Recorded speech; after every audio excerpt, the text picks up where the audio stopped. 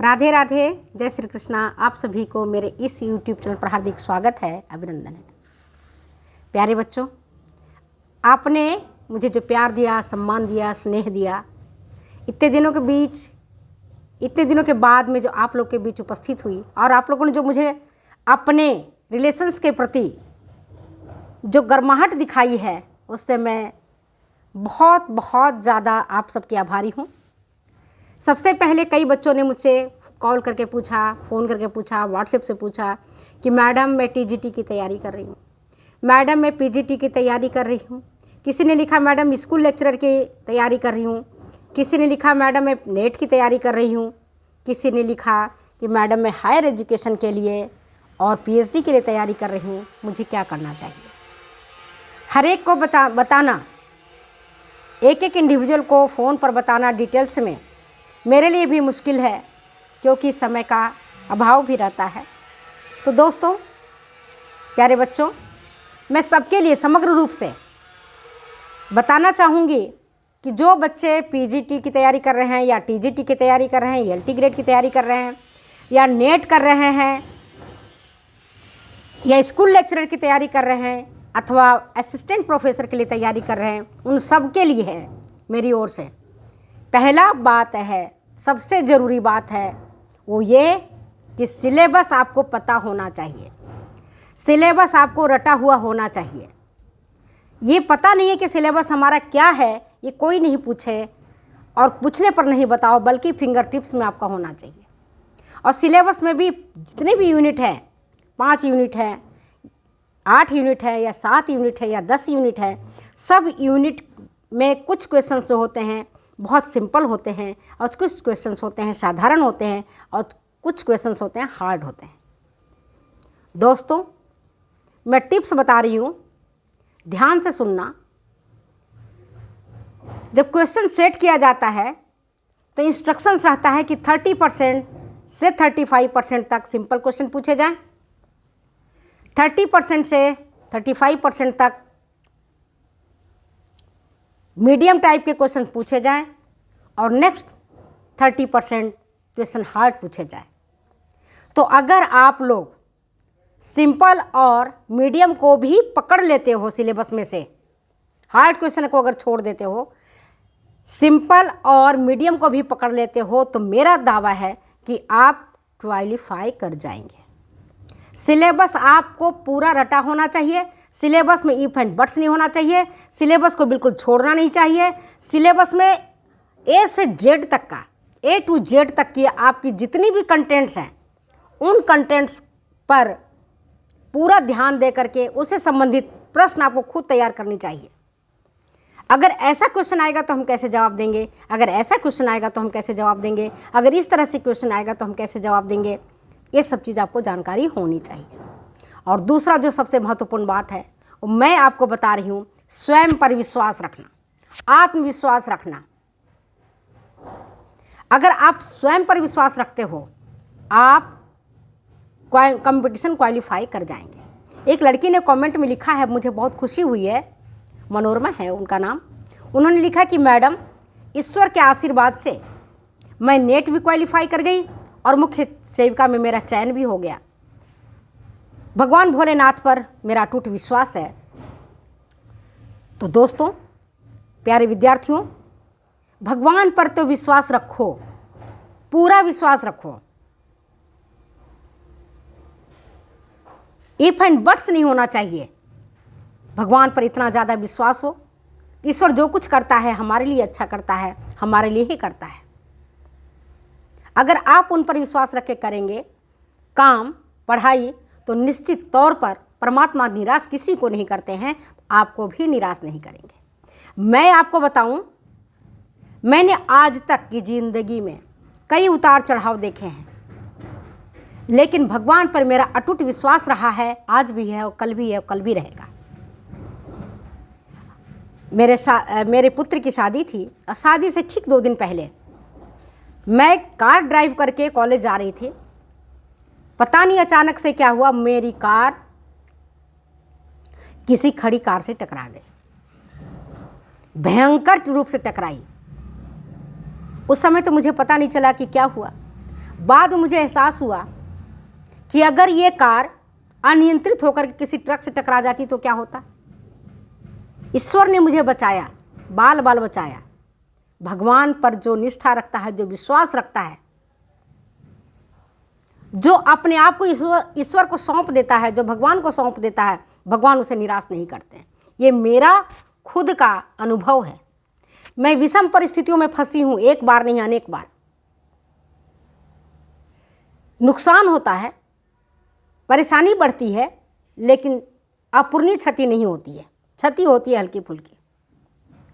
तो भगवान पर भरोसा करना और उन पर भरोसा करके काम करना, ये आपको सफलता दिलाएगा। मैं उसकी गवाह हूँ, मुझे सफलता मिली है, मिलती है, मिलेगी।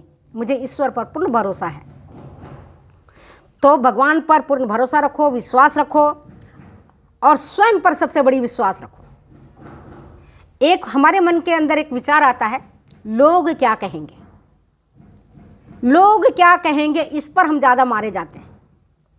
अगर मैं पास नहीं हुई तो लोग क्या कहेंगे, घर वाले क्या कहेंगे, अगर मैं न पढ़ूं तो घर वाले क्या कह रहे हैं, अगर परीक्षा ना दूं तो घर वाले क्या करेंगे। कम से कम हम प्रयास तो कर रहे हैं। जब हम प्रयास करते हैं तो सफलता भी हमें मिलती है और मिलेगी। तो लोग क्या कहें, इस पर आप तो बिल्कुल ही विचार मत करो। लोग तब आपको अच्छा कहेंगे जब आप सफल हो जाएंगे। लोग तब तक आपको प्रताड़ित करेंगे जब तक आप नीचे हैं, गिरे हुए हैं। वो आपको उठाएंगे नहीं, लेकिन आपको कमेंट करेंगे, कटाक्ष करेंगे आपके ऊपर। लेकिन जैसे ही आप क्वालिफाई कर जाएंगे, लोग कहेंगे अरे वाह, इन्होंने तो कर दिखाया, ये तो पास हो गई, इनको तो गवर्नमेंट जॉब मिल गया, ये तो टीचर बन गई, ये तो प्रोफेसर बन गई, ये तो कॉलेज के असिस्टेंट प्रोफेसर बन गई। तब लोग कहेंगे। आपको पता है, हारे को कोई सहारा नहीं देता। हारे का सहारा जो है वो केवल हमारा श्याम सहारा है। श्याम ही सहारा है हारे का, भगवान ही सहारा है हारे का। इंसान तो सहारा नहीं होता हारे का। तो आप भगवान को याद करके, स्मरण करके, उनकी पूजा अर्चना करके अगर आप काम करते हैं तो निश्चित तौर पर आपको सफलता मिलती है। उससे कोई भी रोक नहीं सकता है। ये मेरा पर्सनल अनुभव है और मैंने उसको जिया है। पग पग पर आपको कांटे मिलेंगे, लेकिन उन कांटों से बचने और बचाने का काम परमात्मा ही करता है। आपको याद होगा, जानते होंगे कि जब अर्जुन थरथराने लगा और उसके मन में एक विभ्रम उत्पन्न हो गया कुरुक्षेत्र के मैदान में, जब उसने देखा कि उस ओर तो भीष्म पितामह हैं, कृपाचार्य हैं, द्रोणाचार्य हैं, बड़े बड़े रथी हैं, महारथी हैं। इनमें से कुछ हमारे दादा हैं, कुछ नाना हैं, कुछ चाचा हैं, कुछ फुआ हैं, कुछ मौसा हैं, कुछ मौसी हैं। ये सारे चीज़ें जब हैं और उनको जब ऐसा एहसास हुआ तो उनके मन में भ्रम उत्पन्न हो गया और उसने क्या किया कि गांडी तो मैं नीचे नीचे गिरा रहा हूँ, मेरे से तो ये काम नहीं होगा, मैं युद्ध नहीं कर पाऊंगा, मैं युद्ध नहीं कर पाऊंगा। हे कृष्ण, हे केशव, हे जनार्दन, मैं भले ही धरती का हर सुख छोड़ करके जंगल में जाकर के भीख मांग लूंगा, लेकिन मैं युद्ध नहीं करूंगा, मेरे से युद्ध नहीं होगा।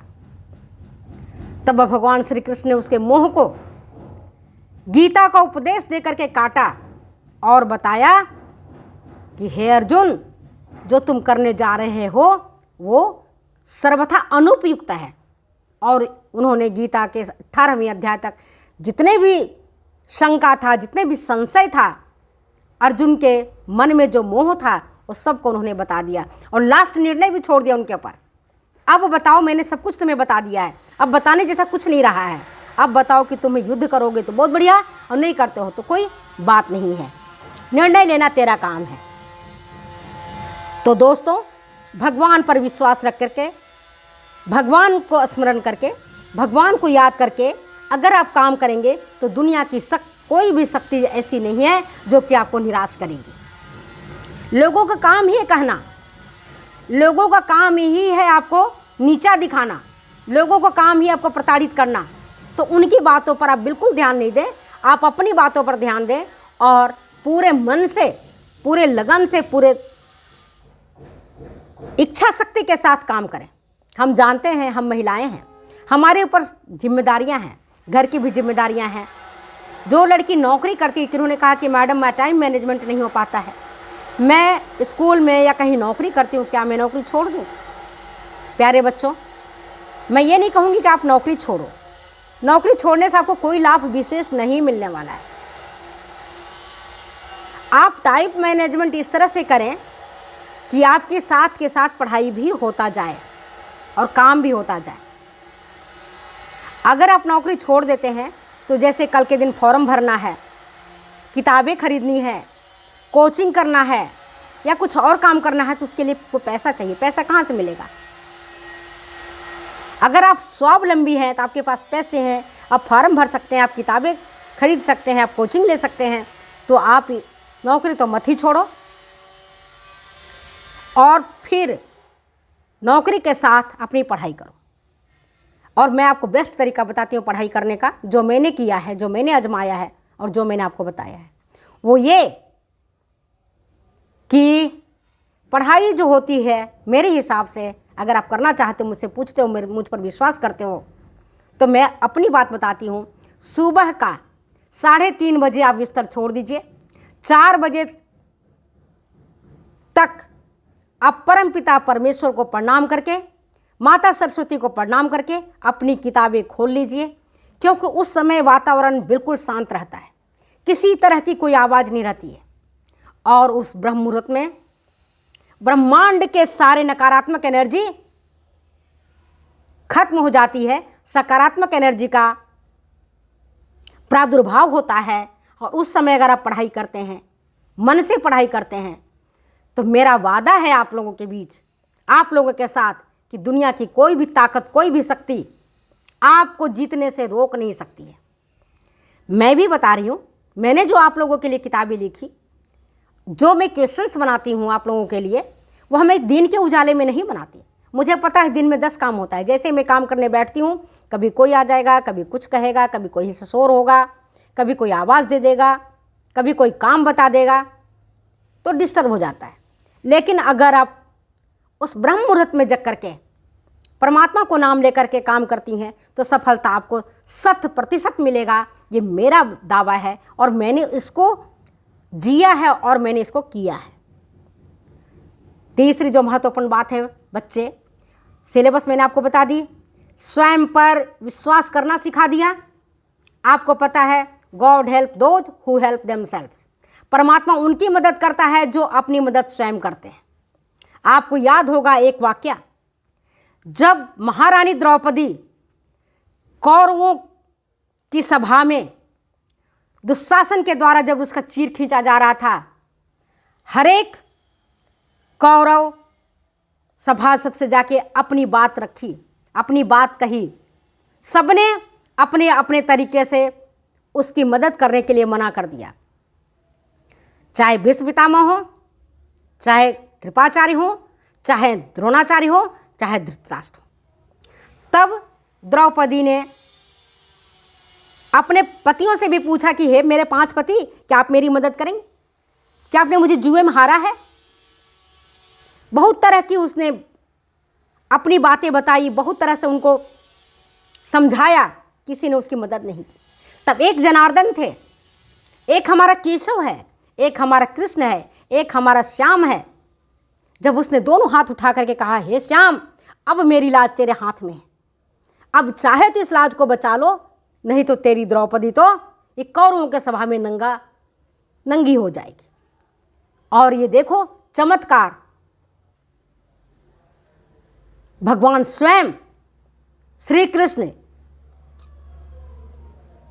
साड़ियों के पहाड़ बना दिया। दुशासन खींचता खींचता थक गया, लेकिन द्रौपदी को नंगा नहीं कर पाया, उसका चीरहरण नहीं कर पाया। ऐसे हैं हमारे उदार श्याम, ऐसे हमारे उदार जनार्दन, ऐसे हमारे केशव, ऐसे हमारे कृष्ण। उन पर आप विश्वास करके काम करोगे, निश्चित सफलता मिलेगी। और साथ ही कंटिन्यूटी। ऐसा नहीं कि आज हमने 2 घंटा पढ़ लिया, कल 2 दिन पढ़ लिया, तीसरे दिन 24 घंटा पढ़ लिया और फिर 4 दिन पढ़े ही नहीं। बिल्कुल कंटिन्यूटी बहुत ज़रूरी है, निरंतरता बहुत ज़रूरी है, कठिन परिश्रम बहुत ज़रूरी है, और जो अध्याय आप पढ़ते हैं उसका रिपीटिशन भी बहुत ज़रूरी है। बार बार रटना, बार बार याद करना वो नितांत आवश्यक है। जब अगर आप इतना आप करते हैं तो निश्चित तौर पर आपको सफलता मिलती है। और एक जो बहुत महत्वपूर्ण है वो है लक्ष्य। लक्ष्य को ध्यान में रख करके काम करना। जो भी आप पढ़ाई कर रहे हो, आपका लक्ष्य क्या है, आपका टारगेट क्या है, आपका गोल क्या है, आपके ऑब्जेक्टिव्स क्या हैं, आपके उद्देश्य क्या हैं, इन पर आप पूरा गौर करेंगे। जब आप इन पर गौर करेंगे तो दुनिया की कोई शक्ति आपको रोक नहीं पाएगी। इतना आप ध्यान रखें। मेरे दोस्तों, आज मैंने केवल आपको प्रेरित किया है, मोटिवेट किया है, और जो काफ़ी दिनों से मैं आप लोग के बीच में नहीं आई थी।